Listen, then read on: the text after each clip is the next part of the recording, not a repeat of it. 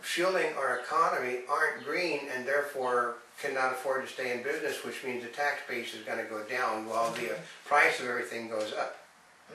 But they said, look for the government says $3,200 per household under cap and trade. I know, which you can expect to triple. Because part of it, if you're wondering, why in the world do we triple it? Well, because if you remember the initial bailout, remember? Yeah. Bush had done the first one, and then Obama did the second one, and it was like $500 billion, and then it kept multiplying. All you have to do is to be able to, most young people can't read because schools only, they give you happy faces or not a happy face. They can't do mathematics because that's not a requirement. Make sure you can come in with your computer and do it, because all the kids can run computers. That doesn't mean they can do mathematics. Oh, that's true, because they do have spell check and grammar check. But they do it, and then you put the figures in, and then they will give you the answer on the math thing. But if you could read and do mathematics, you could look at what every other country in the world has, and the healthcare costs just run rampant. They are worse today than. Why do you think people come from Canada and Mexico to our country for treatment? Because their healthcare systems are shot. Well, the other part too, like I have known some people that have socialized medicine, is sometimes when you reach a point for care, actually, like for women, okay, when they have babies, they'll say, oh, you can have it via natural birth or C-section. It's like, oh, just do it via C-section because it's a lot faster. It's a lot faster, yep. Yep, right? Right. So, which means people get treated, they cut them open much more. It's an socialized medicine is an assembly line business. I mean, like, you've got a relative that's a doctor. I actually have a relative. She's going to be a relative to a doctor also. And their careers are over under Obama because the government will set what they can charge. There'll be no private practices allowed except for them. What do you mean except for them? Because the people that passed the legislation basically passed legislation with little provisions that they don't have to adhere to the legislation. They uncover themselves by the legislation they Which pass. means, of course, they cannot benefit, supposedly, from the passing of the legislation, right? Yeah. That's why the law was initially written. That's right. Yeah. So it's also to prevent them from being hit by the adverse effects that they make when they. It's called the unintended law. The law of unintended consequences. Yeah. Okay. So also last night. Okay, we inherited a $1.3 trillion defect. It was deficit. Deficit, yeah, definitely. But basically the facts. Congress controlled. There was a Democratic Congress, 2-7, 2-8, 2-9. The Democrats. They said that it was George Bush's fault. And can you see why it was George Bush's fault? Why? He signed it. Oh. Well, then if that applies, and Obama signed the last one. No, Obama signed the last one because George Bush caused the problem. He didn't want to do this. I really want a leaner government. That's what he said last night. Oh, isn't that like saying, I don't want to own the car companies? Yeah. And I don't want to crack down on the banks, and I don't want to crack down on credit cards. And he refers to everything as I, not the government does not want to do this. He refers to everything as I. No, but, okay, the Democrats have been in charge. The housing problem did not happen until they took charge. The economy did not sink till they took charge. Doesn't this have sort of a, We forgot about that. Yeah. Okay, so this deficit, the $1.3 trillion deficit they inherited, also, this is almost uniform consensus among economists that we are in the middle of the biggest financial crisis since the Great Depression, and we had to take extraordinary steps. Yeah. So you've got a lot of Republican economists who agree that we had to do a stimulus package and we had to do something about the banks.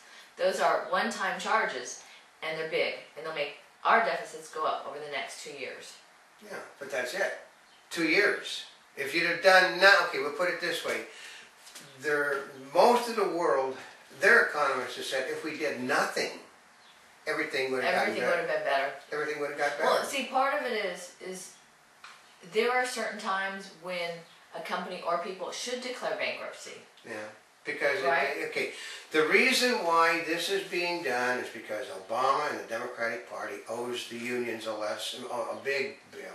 Okay, Obama last night, he specifically said again, the unions have done a lot. It's now time for those, basically he didn't say it, he started to go,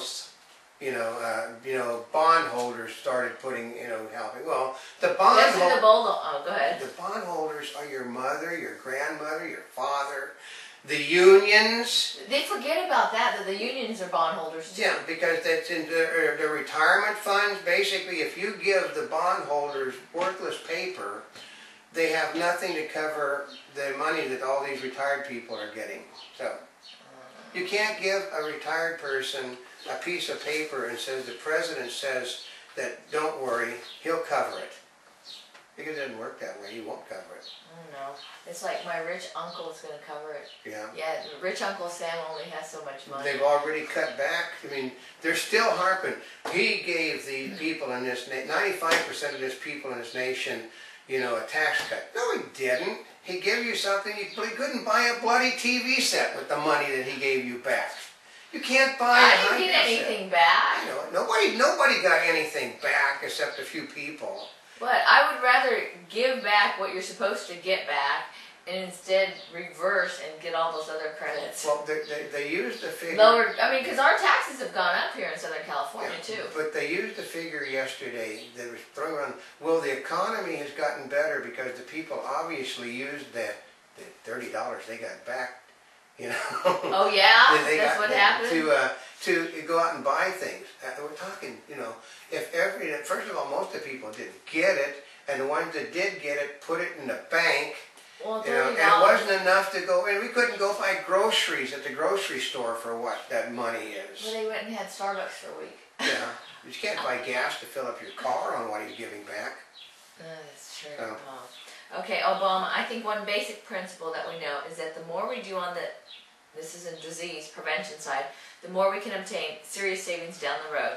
If we're making those investments, we will save huge amounts of money in the long term. Part of that is you're forced to go take medical exams, whether you like or not. I mean, I don't like to go to doctors. I know a lot of people that don't like to go to doctors. I know a lot of people that have never been sick in their lives.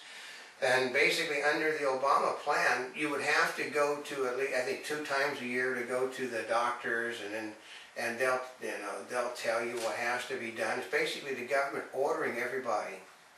Oh, really? That's preventive medicine, ordering you. That's the only way you can have preventive medicine. The swine flu thing is basically, the swine flu thing is a help to him and it's a hindrance. It's a help because it's a crisis that he can take advantage of, and it's a hindrance because it screws his healthcare plans all into the ground. Oh, that's right. Interesting. Well, it's kind of like, well, you always hear that prevention helps, and it always sounds good. Well, no, it is. But there are probably going to be modest reductions because the economy, not the economy, the people as a whole are aging. That's right. But if you don't treat people my age, then you get the reductions. You just let them die. Yeah, that's socialized medicine. Oh yeah, because then they won't live as long. Remember, the majority of the people in this nation are senior citizens. They're boomers, and their health is not as good, and they need more medical care. But under socialized medicine, they will get less medical care. And you're not going to be able to keep your own insurance and your own doctor, because if they did that, they couldn't make the system work. It's a single-payer system.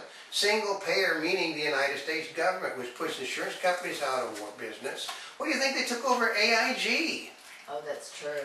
That's right, because AIG more than likely will be the government's insurance agent that handles everything. Ah, that's a good point. Yeah. They're going to no wonder why here's the government. Because they already know how to do it. And basically, since everybody that knows how to do it quit, their bureaucrats are now running it, which means it's another bureaucracy that won't work. In other words, it's just like the government right now. Yeah, which meant they could have picked anybody out of a government, out of one of their pools and done it. Ah, okay. Let's see, you could cut, this is Obama, you could cut Social Security benefits. You could raise the tax on everybody, so everybody's payroll tax goes up a little bit. Or you can do what I think is probably the best solution, which is you can raise the cap on the payroll taxes. I know. Okay, I tend to be fairly sharp in the morning because that's when I don't.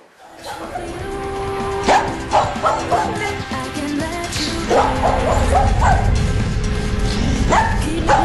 I